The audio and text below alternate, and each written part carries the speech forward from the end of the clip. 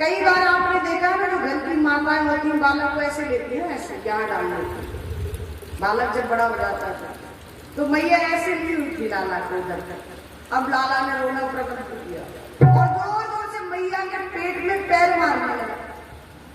अब मैया चुपाए पर लाला नहीं सुना। आप लोगों ने देखा है जब बालक कभी कभी ज्यादा रोता है तो अड़ोसी पड़ोसी भी इकट्ठे हो जाते हैं, होते ना, कहा बात है तेरे लाला को, क्यों रो रहा, बुखार है, क्या बात है? तो मैया के घर अड़ोसी पड़ोसी जमा हो गए, मैया से पूछने लगे। मैया बोली कि एक बाबा आया था और उस बाबा ने बोला कि मुझे अपने लाला के दर्शन करा दे। मैंने लाला को नहीं दिखाया और वो बाबा जो था नाराज होकर चला गया। एक गोपी बोली इसका मतलब वो बाबा ही कुछ जादू टोना करके गया लाला। अब क्या करेगा? बोले जब तक वो बाबा नहीं आएगा तब तक लाला चुप हो। अब बाबा को कहाँ ढूंढा जाए, बाबा पता नहीं कहाँ गया। तो दासी को बुलाया, इधर आ, देखो पूरे गोकुल में ढूंढ कर जो बाबा हमारे घर आया था ना वो कहीं मिल जाए, उसको कहना मैया यशोदा ने गोकुल में बुलाया था। दौड़ कर गोपी दासी जाती है, सब जगह ढूंढती पर भगवान शिव कहीं नहीं मिलते। एक तरफ देखा तो एक वृक्ष के नीचे बैठकर बट वृक्ष के नीचे भगवान का चिंतन कर रहे थे। दासी ने जाकर दौड़ कर गई, निवेदन किया बाबा आपको मैया यशोदा ने महल में बुलाया है। भगवान से बोले नहीं नहीं अब मैं नहीं जाऊंगा। बाबा चलो ना, क्यों बुलाया है? बोले बात कुछ ऐसी है, जिस लाला के दर्शन के लिए आपने बोला था ना, जब से आप आए हो ना तब से वो लाला इतना रोता है कि चुप होने का नाम नहीं लेता। अब जब तक आप नहीं जाओगे तब तक लाला शांत। भगवान भोलेनाथ बोले मैं बिल्कुल नहीं जाऊंगा। बाबा चलना, बस एक बार चल, एक बार तेरे से निवेदन करती हूँ, मैया ने बुलाया है। भोलेनाथ बोले मेरी एक शर्त है, तब जाऊंगा।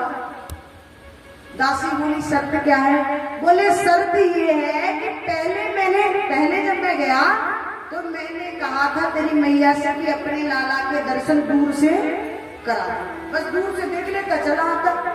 लेकिन अब तेरी मैया को अपनो लाला मेरी गोद में देना पड़ेगा।